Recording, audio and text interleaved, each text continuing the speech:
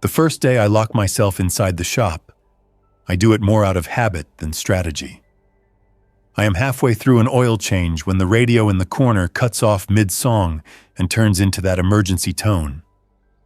I wipe my hands, hit the knob with my knuckles, and listen to the monotone warning about a fast-spreading infection. Stay indoors, avoid contact, all that. I hear a crash out on the street, something heavy hitting metal, and the quiet of the old auto shop feels different. Not normal quiet between jobs, empty quiet, wrong quiet. I walk to the front windows and look through the faded decals at the slow-moving line of cars stuck at the light, doors hanging open, steam curling from an overheated hood that no one bothers to fix. I should go home. That is my first thought. Grab my jacket, lock the side door, cut through back streets. I picture my small apartment, my cheap couch, the television turned to breaking news. Then another car slams into the side of a minivan in the intersection. And no one honks. The driver of the trailing car staggers out, walks in a crooked line, and starts pulling at the minivan's door. At first, I think he is trying to help. Then he pulls the man in the passenger seat out onto the asphalt and does not stop. I step back from the glass without telling myself to move. Home is 6 miles away. This shop has roll-up steel doors, solid cinder block walls, and tools that can tear an engine out of a frame. I already have the keys. I go straight to the front door and twist the deadbolt, then slide the old steel bar into place across it. It sticks halfway, rust biting at the bracket, but I shove until it drops into the slot. The roll-up bays are still open to let in the morning air. I grab the control switch for bay 1 and thumb it. The motor whines, chain rattling as the door crawls down. Outside, someone shouts. Another voice answers, too flat, too slow. By the time the first set of hands hits the steel, the door is already a foot off the ground. I keep my finger on the switch until it thumps against the concrete. The second bay is trickier. The chain jammed 3 months ago and the owner never paid to fix it. I crouch, grab the dangling chain and start hauling. My shoulders protest, but I do not stop. The door creaks downward, inch by inch. Through the gap at the bottom, I see a pair of sneakers shuffle by, then stop. The shoes turn toward the light leaking in. Fingers curl under the metal, nails dirty and dark, and pull. I lean all my weight on the chain, and the door drops those last 2 inches, crushing those fingers flat. The person on the other side does not scream, just keeps pressing against the door for a few seconds before sliding away. Bay 3 has been jammed shut for years, welded in 2 spots after a break-in. I still check the welds, run my hand along the cold line of metal, and then walk the perimeter of the building. Back door, steel, good deadbolt. Bathroom window, small, high, with bars sunk right into the block. Office windows, glass, but covered with metal mesh panels that are bolted into the frame. I find one loose bolt by the break room and tighten it with a socket wrench until it squeals. When I finish, the building feels less like a workplace and more like a shell pulled closed around me. I kill the shop lights, leaving only the glow from the office computer and the faint daylight creeping in around the edges of the doors. Out on the road, a siren wails, then cuts off mid-note. Something heavy bangs into the front door again. I drag the big rolling tool chest across the floor, past the lift, over a dark smear of old oil, and park it against the front door as extra weight. 2 full drawers of wrenches and impact sockets will not budge easily from the outside. I angle it so the casters wedge against the uneven concrete. The banging turns into a steady, slow rhythm and then fades. Food is the next problem. I raid the vending machine in the corner with a hammer and screwdriver, glass raining down over my boots, chips, candy, bottled water, enough to last one man a couple of days if he stretches it. There is a half-eaten sub in the mini-fridge from yesterday's lunch, wrapped in paper that smells faintly of onion and regret. I make a mental note that this is the last fresh thing I may eat for a while and chew slower than usual. The emergency broadcast keeps looping on the radio, repeating the same phrases until the words blur together. Stay inside. Do not approach infected individuals. Law enforcement is responding. The voice never changes tone. Night slides in without much warning. The skylights in the shop go gray, then dark.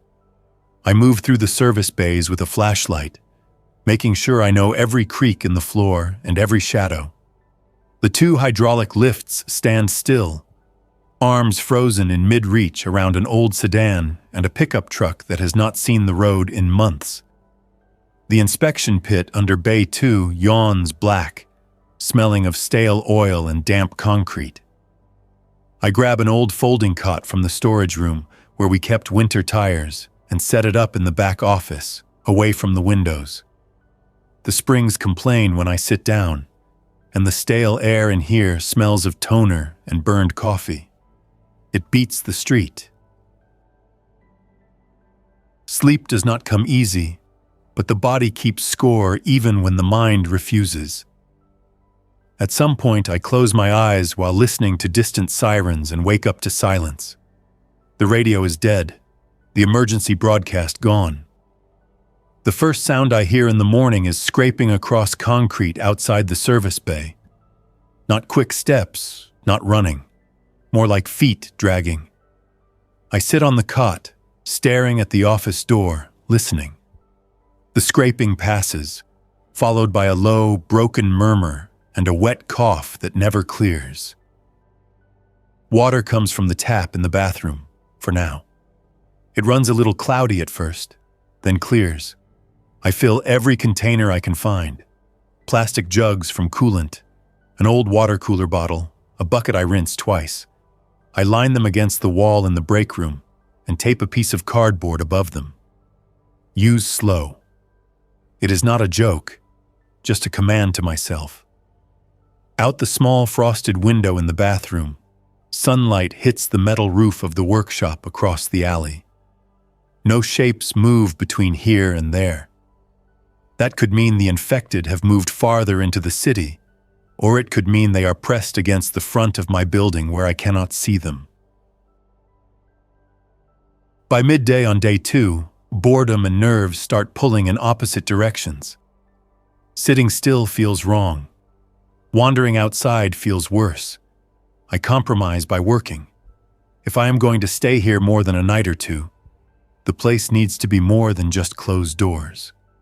I walk the bays, eyes searching for weaknesses. The mesh on the office windows is held by bolts that can be backed out from inside, so I pull them one by one and replace them with bolts pushed through from the outside, threads inside, nuts tightened down. No one is turning those from out there anymore. I drag scrap metal sheets from behind the dumpster, carry them in through the back, and lean them against the inside of the roll-up doors as extra layers. The generator in the back corner catches my eye. Old red with peeling paint and a faded sticker from a brand I do not think exists anymore. We used it once when the power went out for a storm, just long enough to keep the lights on in the office in one bay. Beside it sit 3 gas cans, each about half full. I unscrew the cap on one and sniff. The gas smells sharp but usable. I close it fast and do the math in my head. If I run the generator only an hour or 2 at night, for lights and maybe to charge a few things, I could stretch this fuel for weeks. If the grid comes back, I will still have backup. If it does not, this might be the line between seeing something coming and being surprised in the dark. I wait until sunset to test it. The city beyond the walls has gone strange. No regular traffic patterns, no predictable sounds. Sometimes shouts echo, then cut out too fast. Sometimes there is a chorus of distant moans drifting on the wind, carried through alleys and over roofs. The first time I hear that, my hand slips on the wrench I am holding, and a socket clatters to the floor, loud as a dropped gun. I freeze and listen until the echoes settle. When full dark comes, I pull the generator by its handle, roll it under the open back window for air, and give the starter cord a pull. It coughs twice, sputters, then grinds into a steady drone.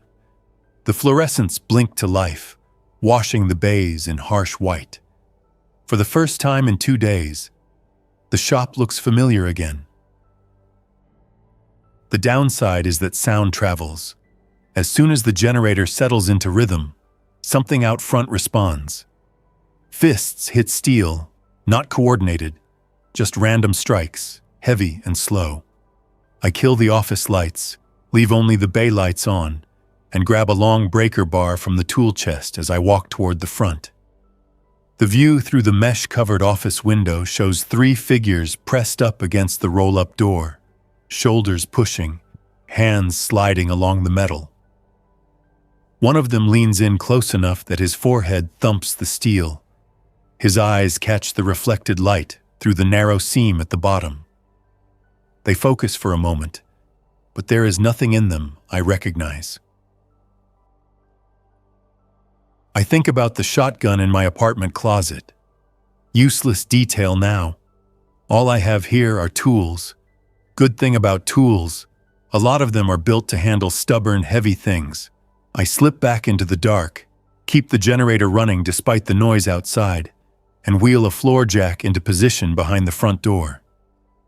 The door opens outward.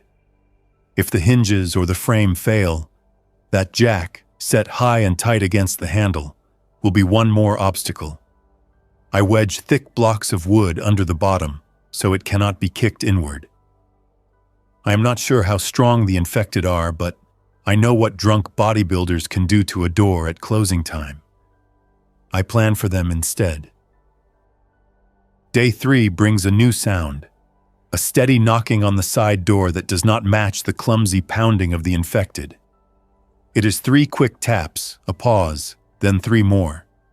Human rhythm, the kind of pattern someone uses when he wants to prove he is still thinking clearly. I stand a few feet back from the door, breaker bar in hand, and ask who it is. For a moment there is only breathing and the faint scrape of fabric on metal. Then a male voice answers, hoarse but aware, giving a name and saying he saw my generator light last night from the alley. He asks if I will let him in. Letting anyone in is a risk. That is true even before a virus that turns people into something else. I tell him to step back from the door and slide the small inspection slot open. His face appears in the narrow rectangle, pale under a beard that has not seen a razor in a few days. There is sweat on his forehead, but no gray film on his eyes, no strange jerking movements. Behind him, the alley lies empty. He holds his hands up to show me they are empty, then slowly turns his arms to reveal unbroken skin. No bites, no scratches, at least none that I can see. I open the door just enough for him to slip through and close it fast, spinning the deadbolt before he has even fully cleared the frame. He stumbles once, catching himself on the concrete wall, and looks around at the dim shop with a strange mix of relief and shock. He smells of sweat, dirt, and asphalt. He wears a delivery company jacket with a logo I recognize from the trucks that used to stop by for tire rotations. His name is Mark. He has been on foot since his van was swarmed 2 days ago. He has a backpack with a few bottles of water and some canned food, and that makes him worth his space even before I factor in the simple fact that hearing another voice feels like proof the world did not vanish overnight. We do not waste much time on small talk. I hand him a bottle of water, watch him drink it too fast, and then set the rules. No going outside without a plan. No opening the doors without both of us at the ready. If one of us is hurt, the other decides whether it is safe to keep him. He nods at all of it quickly, but I catch the way his eyes drop at that last part. Nobody wants to admit that he might become dead weight. I do not enjoy saying it, but it needs to be out in the open, not buried and waiting to explode when things get worse. With two of us, the shop feels more alive. Work becomes easier and faster. We reposition cars on the lifts to create barriers, using a rolling jack and winch lines to move them without starting engines. The old sedan on lift 1 is raised and locked in place as a kind of metal wall between the front door and the bays. The pickup truck becomes a ready escape vehicle. We push it off the lift and start tuning it up in case the day comes when staying put feels more dangerous than running.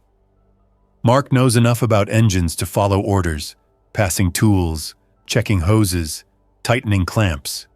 He takes direction without fuss, which I appreciate more than any formal training. Nights follow a pattern now. One of us sits in the office with a flashlight and a pair of binoculars, watching through the mesh for movement on the street. The other catches sleep on the cot or the old leather couch someone left here years ago. The infected pass by in small knots, drifting between stalled cars, pausing whenever a sound catches their attention. One night we hear distant gunfire, short bursts, controlled. Then a longer, wilder string of shots, followed by screams. No one comes running our way after. We do not discuss it. We just check the door braces again. On day 5, the water pressure drops to a weak trickle and then stops. It happens while I am filling the last empty coolant jug in the bathroom sink. The flow narrows, then fades, leaving a small smear of rust at the drain. I shut the tap gently, even though it makes no difference. I count the containers lined up in the break room and do the math again. With rationing, we can make it a week or two. After that, we will be in trouble unless we find more. Mark suggests running a hose to the building next door, seeing if its pipes still work. I consider it, then shake my head. If the city shut down the main lines, it will not matter. We need a different source, roof runoff maybe, bottled water from stores, if any are still intact. Both require going out. The first supply run is not as dramatic as the movies would stage it, but that does not make it easy. We choose the small grocery 3 blocks down, not the big box store half a mile away. Less chance of crowds, infected or living. We go at dawn on day 6, slipping out the back door and hugging the line of buildings through alleys and side lots. Mark carries a crowbar. I carry a long metal shovel handle with the end flattened and sharpened from years of cleaning under lifts. The streets look abandoned at first. Cars sit at odd angles, doors open, windows cracked. A fire smolders in a trash bin, unattended. Halfway there, we run into our first close call. An infected man stands in the doorway of a laundromat, swaying. His shirt hangs torn, stained dark in clumps down his chest. His eyes track us as we move along the opposite sidewalk.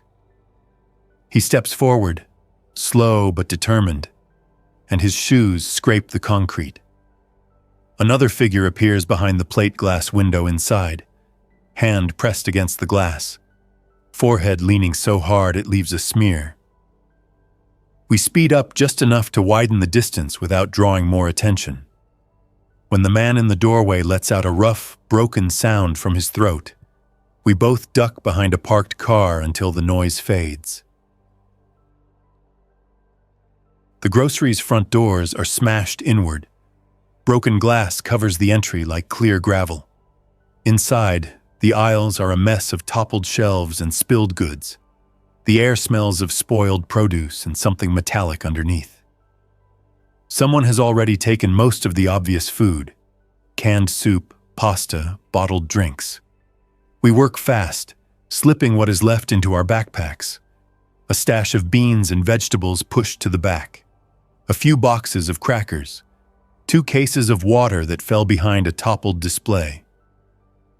Mark grins when he finds them, but the expression dies almost immediately when a shout echoes from the back of the store. It is not an infected noise. It is sharp and clear. A woman's voice telling someone to move. Footsteps follow, quick on tile. We freeze in the middle of the aisle, staring at each other. Then I lift my hands to show they are empty and call out, saying we are just taking what we need and leaving. A man in a stained jacket appears at the end of the aisle with a baseball bat in his hand. He looks tired, wired, and ready to swing at anything that moves. The woman behind him holds a kitchen knife. There is a kid peeking over her shoulder, no older than 10. Nobody wants a fight. That much is clear from the way all of us keep glancing toward the shattered entrance, where the street waits with whatever is walking it now. We strike a quick, messy sort of deal without calling it that. We take 1 case of water and half the canned goods we have already grabbed. They keep the rest and do not follow us.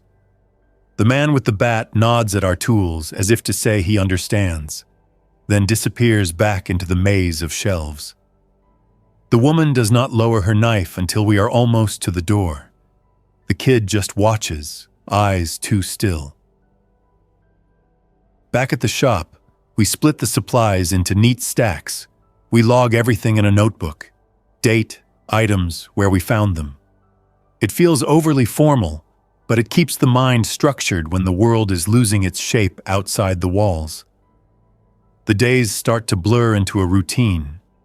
Food, water, checks on the doors, short bursts of generator use at night, occasional trips outside when we decide the risk is worth it.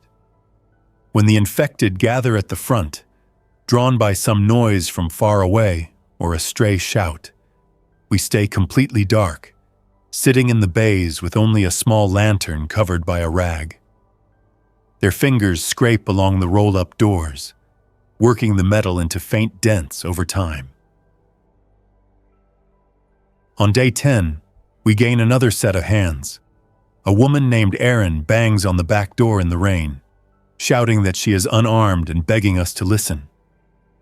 Mark and I exchange one quick look before moving into position. Same routine as with him. Have her step back. Check through the slot. She stands there soaked through, hair plastered to her face, one sleeve ripped. She rolls up both arms without being asked, shows us nothing but old scars and freckles. She does not try to push her way in when I open the door. She just slips sideways into the gap and immediately starts helping me shove the deadbolt home, as if she has lived with barricades for weeks already. Erin used to work at a body shop across town. She knows her way around welders and sheet metal. In a few hours, she proves more useful than both of us with a cutting torch. She suggests we reinforce the lower halves of the roll-up doors with steel plates welded inside, turning them into more solid walls. We take turns holding the metal while she runs the torch along the seams, the bright flare throwing crazy shadows across the shop. The smell of burned paint and hot metal fills the air. Out front, one of the infected thumps the door in annoyance at the noise, but the barrier holds. When she finishes, there are blackened lines stitching extra strength into all 3 bay doors. More people mean more mouths to feed and more water used, but they also mean more eyes and more skills. The balance feels acceptable until day 15, when a group of living men shows up instead of infected. It starts with a voice through a bullhorn somewhere out on the street, ordering anyone inside nearby structures to come out and submit to a check for infection. Erin kills the generator before the sentence finishes. We sit in darkness, listening as boots crunch glass outside, and the bullhorn voice calls again, closer this time. No official vehicle lights flash through the window mesh. No uniforms. Just 4 silhouettes carrying rifles, moving slow and cautious along the sidewalk. One of them stops at our front door and rattles it. The others fan out, checking windows, peering into the gaps of the roll-up doors. I lie flat on the floor behind the tool chest, watching their shadows move under the thin line of light at the base. The man with the bullhorn says they are forming a safe zone a mile up the road and want supplies and weapons from every building. He mentions food, fuel, and any working vehicles. He does not mention protection, shelter, or fair trade. Mark mutters something under his breath that I cannot quite catch, his jaw tight. Erin grips a wrench so hard that her knuckles blanch. We stay silent. After a while, the men give up on polite requests and start kicking at doors. Not ours. Somewhere down the block, metal screams as a security gate gives way. Gunfire follows, short and efficient. A woman's voice cries out once and then stops. I stare up at the stained ceiling tiles, counting the muffled shots, trying not to picture any of it in detail. The men do not try our door again. Maybe the welded reinforcements and the lack of light make the place look empty. Or maybe they decide the effort is not worth it. Either way, when their truck finally revs and rolls away, we breathe a little easier and double-check every brace and bolt, as if that could erase what we just heard. By day 20, the neighborhood has changed. Cars that once blocked intersections lie pushed aside or caved in. Fires that burned unchecked have gone out for lack of fuel. The infected herd through the area in slow, wandering clusters, drifting like litter in a weak breeze. Sometimes a group passes by fast, pulled along by some sound beyond our range. Those days are good. It means they have something else to focus on. Other days, they collect outside our doors and linger, wandering back and forth, brushing against the metal as if they sense something solid and living inside but cannot quite pinpoint it. Those days drag. We keep quiet, move softly, and leave the generator off, no matter how dark the shop feels. In the quiet stretches, we work on the truck. It is an old half-ton, simple enough to repair without a computer, built in the era when everything under the hood could be reached with normal hands. We strip extra seats to reduce weight, bolt metal mesh over the windows, and mount a makeshift grill guard on the front from a cut-down section of steel shelving. The rear bed gets an overhead frame that we cover with sheet metal and plastic, creating a crude roof in case someone has to ride in back. We keep fuel siphoned from cars within a 3-block radius, carefully filtering it through rags to catch rust and dirt. Every task has a purpose. Leave, if we ever decide we have to. The decision to stay or go never gets easier. We talk about it in low voices at night when we think no infected are near enough to hear us. Mark wants to find that so-called safe zone the men mentioned, convinced that not everyone outside can be cruel. Erin is more cautious, pointing out that the first group we met proved the opposite. I keep running numbers in my head: supplies, fuel, the growing dents in the roll-up doors, the unknown density of the infected beyond our immediate block. For now, the shop still looks like the best bet. Solid, familiar, defensible. But the memory of the gunshots down the road is a constant weight sitting at the edge of every choice.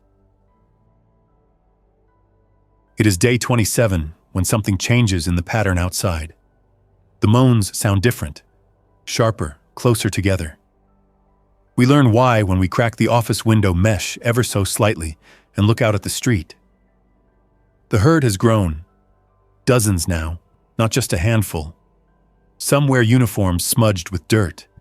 Others wear office clothes torn at the sleeves. A few have visible bandages that have long since stopped serving any purpose. They push against stalled cars, knocking mirrors off, shoving bumpers out of position. One stumbles over a curb and does not slow down, hands clawing at the pavement as he drags himself along. The density around our corner has tripled in days. We have become a choke point on whatever route these things follow. The building reacts to their presence over time. The roll-up doors bow slightly under repeated impacts. A hairline crack appears in the wall near the back door, where the cinder block meets the frame. The glass in the office creaks softly at odd hours, as if pressure changes outside are tugging on it. Inside, we adapt. We move as if we are living in someone else's house and trying not to wake the owner. No dropped tools, no raised voices, no late-night generator unless there is an urgent need.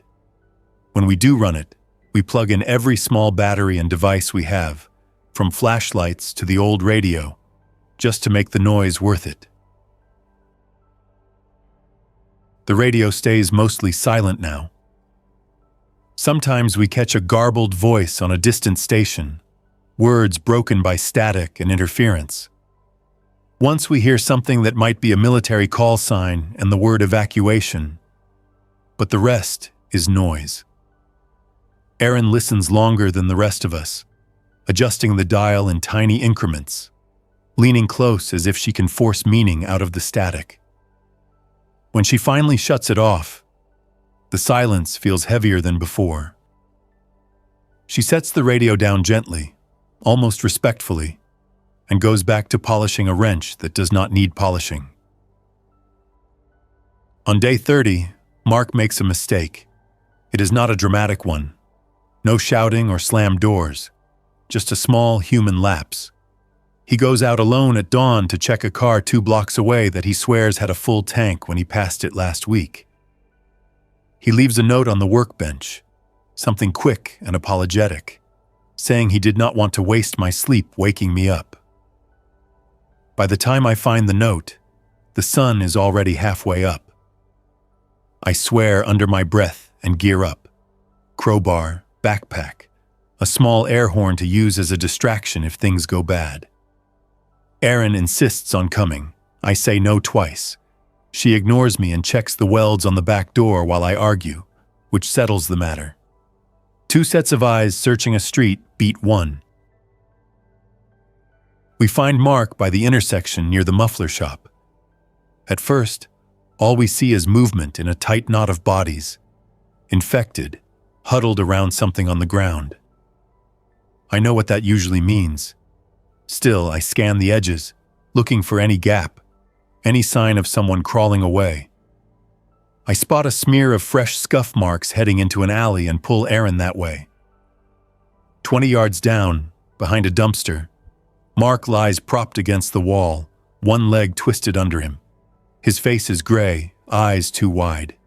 His jacket sleeve is torn, and underneath, near the elbow, his skin is broken in a semicircle pattern that needs no explanation. He knows what it means. We know what it means. The air around us feels still, heavy, as if the city itself is waiting for our choice. There is no time for a long conversation. The infected at the intersection are already starting to shift, some turning toward the faint noise of our boots on gravel. Mark looks up at us, jaw clenched hard enough that a muscle in his cheek flickers. He tells us not to waste any more time. He pushes his backpack toward us with his good hand, the movement jerky and stubborn. Canned food, a half-full water bottle, a gas siphon hose he never got to use. We do not leave him to turn in that alley. We also do not drag him back to the shop. There is a line between mercy and self-destruction, and the shop is all we have left of a world that used to make sense. I will not describe every detail of what we do next. It is enough to say that we make sure he will not get up again, and we do it as quickly and cleanly as our options allow. When we walk away, the infected at the intersection have noticed us. They start to move in our direction, slow at first, then faster as more heads turn. We retreat through back lots and between buildings, using parked cars as cover. The air horn stays in my pocket. Any distraction loud enough to help us would echo straight back to the shop's walls. Back inside the auto shop, the emptiness hits in quiet ways. The cot he used, the mug he favored for instant coffee, stained at the rim. The way our routine now has a hole where his tasks used to be. Erin says very little that day. She works on the truck until her hands are black with grease, then scrubs them clean and starts again on a different section. I repair the small crack near the back door with mortar mixed from a leftover bag in the storage room, packing it into the gap and smoothing it until the wall looks whole. We move like people trying to prove the building can stay strong, even when the people inside it cannot. The death changes the way I think about day 40. It stops being a vague marker on some mental calendar and becomes a point that I either reach with a plan or do not reach at all. The herd outside keeps growing. The living scavengers are still out there somewhere. Water is slowly dwindling. The shop is a fortress, but it is also a trap. If enough infected pile against the doors, or if a fire starts nearby and the wind turns wrong, all that concrete and steel will become a sealed oven. The truck, on the other hand, represents movement, uncertainty, and the chance of something different. Maybe better, maybe much worse. On day 35, we commit. The decision is not marked by any dramatic event. No sudden breach, no shouted threat from outside. It is a quiet moment at the workbench as we inventory the last of the canned goods. I look at the column of numbers and realize that if we leave now, we can pack nearly everything into the truck. If we wait, we will be forced to leave some behind or starve while we argue. I tell Erin my thoughts, laying out the numbers and the risks. She listens, arms folded, eyes narrowed. Then she nods. She admits she is scared of what is out there beyond our little concrete island, but she is more scared of waiting in this box until something finally reaches in. The next days turn into a focused scramble. We sort supplies into essential and optional. Essential goes into labeled tubs: food, water, tools, medical. Optional is anything that would be nice to have but could be left behind without killing us. Extra clothes, spare parts that only fit certain models, old magazines that once lined the waiting room. We load the truck in stages, always leaving it parked with the nose pointed at the back door, ready to move at a moment's notice. The last thing we pack, on day 39, is Mark's notebook with the supply logs. It feels wrong to leave his careful records to rot on a shelf. We also prepare the building itself for our absence. Not out of sentiment, though some of that creeps in, but because an empty, sealed shop might still be worth something to someone who stumbles across it later. We reinforce the internal braces. We stack remaining scrap metal against the doors from the inside. We leave a simple sign taped to the office window behind the mesh. Supplies gone, building solid. Use if you can. Do not trust armed patrols up the road. It is the closest thing to advice we can offer to strangers we will never meet. Day 40 begins in a gray, flat light that makes the whole city look like an unfinished photograph.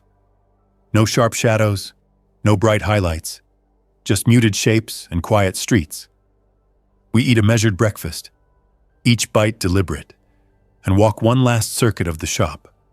The bathroom where the water once ran, the break room where we laughed once or twice at a joke about expired snacks, the bays where engines used to roar and kids watched through the glass while their parents paid the bill.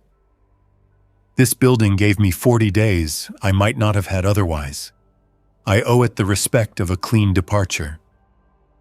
At the back door, we pause and listen.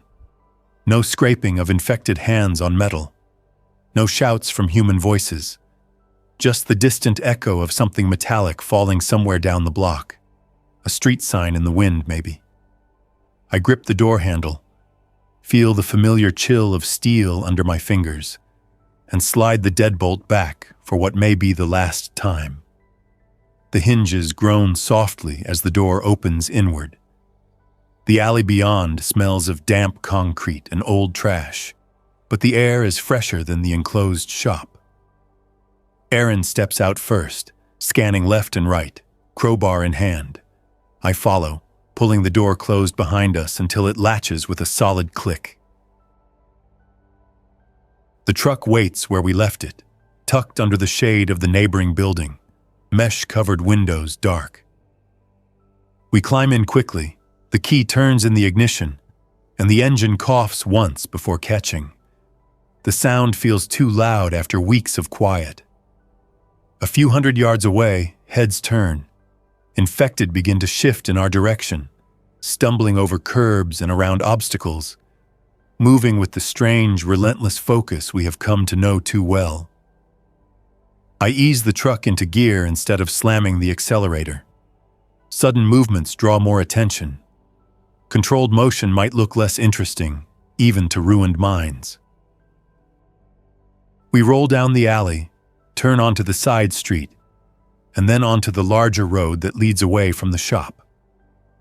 I catch only a brief glimpse of the building in the side mirror, its faded sign, its sealed doors, the patchwork shadows of welded plates.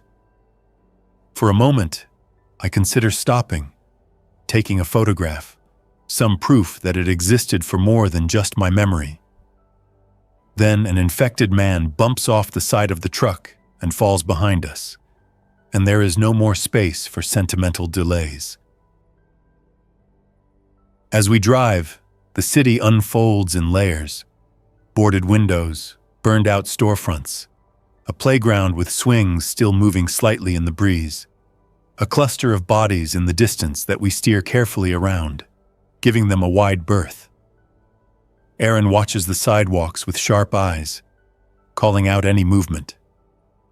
I keep my hands steady on the wheel and listen to every new sound the truck makes, alert for any change that could mean a mechanical failure at the worst possible moment. The auto shop gave us a controlled environment. The road gives us none. Still, there is something in this motion that feels necessary. The shop kept us alive for 40 days, but it could not promise 40 more. Out here, at least, the choices are ours again. Where to turn, when to stop, who to trust, if anyone. The old skills still matter. Reading traffic patterns, spotting good vantage points, knowing which vehicles can be coaxed back to life and which are just metal shells. I find myself scanning the horizon not just for threats, but for possibilities. A water tower in the distance. A cluster of houses on a hill with intact roofs. A small bridge over a river that might serve as a natural barrier if we need one. We do not know where we will end up tonight. We do not know if any true safe zones exist, or if the men with rifles down the road were the only ones who ever tried to organize anything bigger than a personal fortress. What I do know is this. Those 40 days in the old auto shop taught me how to think in terms of structure, risk, and time. How to turn an ordinary building into something that can hold off a changed world, at least for a while. As we leave it behind, I carry those lessons with me, the way another person might carry photographs or keepsakes. If we find another place worth reinforcing, I will know where to start. Doors, windows, water, fuel, lines of sight, human behavior, infected behavior, the details that separate a workshop from a shelter from a trap, and a trap from a grave. The engine hums under the hood, steady for now. Aaron keeps watch. The road ahead curves out of view, empty and uncertain. I take a breath, fix my eyes on that curve, and keep driving.